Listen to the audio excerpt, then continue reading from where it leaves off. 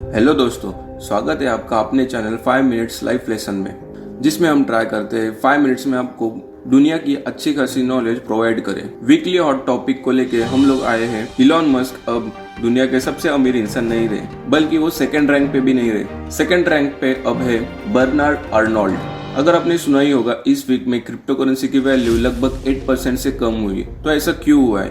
क्यों Elon Musk and Tesla की share price नीचे आई है? इन दोनों में क्या इंटरकनेक्शन है, यही सब हम इस वीडियो में डिस्कस करने वाले हैं। According to Bloomberg millionaire index latest ranking के अनुसार टेस्ला के शेयर प्राइस में तेजी से गिरावट आने के कारण इलॉन मस्क अब दुनिया के सबसे अमीर व्यक्ति नहीं रहे। 49 ईयर्स ओल्ड टेस्ला के सीईओ को अब LVMH के चेयरमैन बर्नार्ड अर्नोल्ड ने पीछे छोड़ दिया है। मस्क, जो मार्च में ब्लूमबर्ग मिलियनियर इंडेक्स में टॉप स्पॉट पे थे, उनकी संपत्ति घटकर $160.6 बिलियन हो चुकी है, जो जनवरी 2021 से 24% से कम हुई है। क्रिप्टो करेंसी इन्वेस्टर को इलॉन मस्क एक सिरदर्द बन चुके हैं और बिटकॉइन की वैल्यू दिन ब दिन कम होती जा रही है और इलॉन मस्क की नेटवर्थ भी। उनके कारण दुनिया की सबसे फेमस क्रिप्टो करेंसी बिटकॉइन में लगभग 17% की गिरावट आई है। एक ट्वीट में इलॉन मस्क ने कहा था, अब as a digital currency Tesla crypto currency से पेमेंट एक्सेप्ट नहीं करेगी। इस स्टेटमेंट के बाद लास्ट वीकेंड में इलॉन मस्क ने ट्वीट किया कि टेस्ला अपनी बिटकॉइन होल्डिंग की इन्वेस्टिंग बेच चुकी है या बेच सकता है। बल्कि एक अनवेरीफाइड अकाउंट को ट्विटर में रिप्लाई करते हुए उन्होंने कहा था, बिटकॉइन में अगले 3 महीने में एक भारी गिरावट आ सकता है। लेकिन उन्होंने कोई स्पेसिफाई नहीं किया कि टेस्ला ने बिटकॉइन बेच चुका है या नहीं। शायद वो और क्रिटिसिज्म से डरते होंगे। मंडे को जो BTC आर्चिव ने ट्वीट किया, जब से इलॉन मस्क ने शीट पोस्टिंग शुरू की है, तब से बिटकॉइन में 17 to 20% की गिरावट आ चुकी है।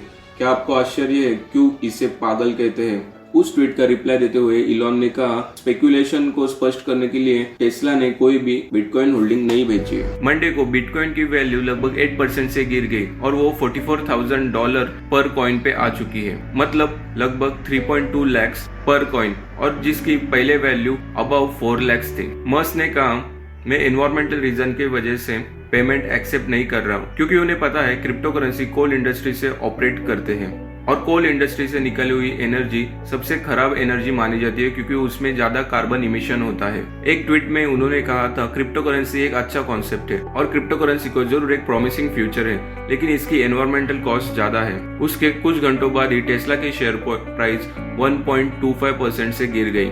ट्विटर हैंडल पे इलॉन मस्क लिखते हैं, बिटकॉइन डॉजकॉइन के खराब सपोर्ट एंड इंफॉर्मेशन को क्रिटिसिज्म एक सही ट्रोल हो सकती है। क्या आप इसमें बिलीव कर सकते हो? बिटकॉइन एक्चुअली में एक हाईली सेंट्रलाइज्ड ऑर्गेनाइजेशन है, जिसमें कुछ लार्ज माइनिंग इंडस्ट्री का हाथ है। झाइजिंग में एक सिंगल कोल माइन है, जिसमें ज्यादा बारिश के कारण बाढ़ आ गई और लगभग आजू बाजू में जितनी भी सारी माइनिंग्स थी, उनका बहुत बड़ा लॉस हो गया और इसके कारण बिटकॉइन में लगभग 35% की गिरावट आ चुकी है। Sound decentralized to you?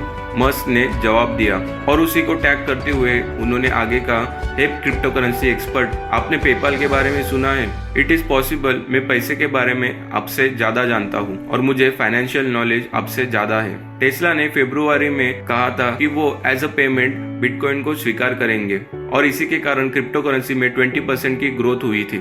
Musk ने कहा, जैसे ही mining more sustainable energy sources में परिवर्तित होगा, टेस्ला फिर से बिटकॉइन में इन्वेस्ट करना चालू करेगी और आगे भी करती रहेगी।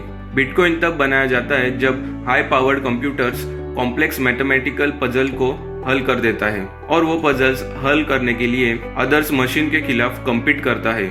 एक एनर्जी इंटेंसिव प्रोसेस जो वर्तमान में fossil fuel, particularly coal industry से इलेक्ट्रिसिटी पे डिपेंड है। मस्क ने जोर देकर ये भी कहा कि वह क्रिप्टो करेंसी में मजबूत विश्वास रखते हैं। इतना सारा ट्रोलिंग एंड क्रिटिसिज्म होने के बाद टेस्ला के सीईओ के लिए ये टर्बुलेंट पीरियड हो सकता है, क्योंकि टेस्ला की शेयर प्राइस में रिसेंटली 750% की ग्रोथ हुई थी और टेस्ला को ग्लोबल ऑटोमोबाइल इंडस्ट्री से भी कंपटीशन मिल रही है, क्योंकि आप अब भी जानते हो ट्रेडिशनल ऑटोमेकर कंपनी भी अभी इलेक्ट्रिक व्हीकल के तरफ बढ़ रही है और ज्यादा से ज्यादा इलेक्ट्रिक व्हीकल का प्रोडक्शन निकाल रही है और तब से लगभग 5वीं बार टेस्ला के शेयर प्राइस में गिरावट आ चुकी है। यूएस बेस्ड मिलियनियर में ब्लूमबर्ग मिलियनियर इंडेक्स के द्वारा ट्रैक की गई रिकॉर्ड में सबसे ज्यादा गिरावट इलॉन मस्क की नेटवर्थ में आई है।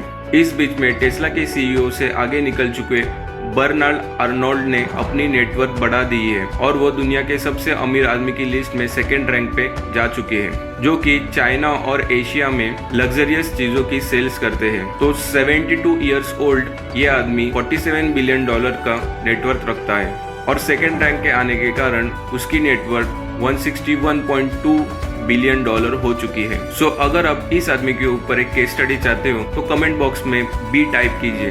मैं आपके लिए 5 सेकेंड का वेट करता हूँ। 1 2 3 4 5। सो आई होप आपने पॉज करके वीडियो के कमेंट में बी टाइप किया हो, ताकि मेरा और आपका दोनों का भी नॉलेज बढ़े। और इस वीडियो को अपने दोस्तों के साथ जरूर शेयर कीजिए। जय हिंद, जय महाराष्ट्र।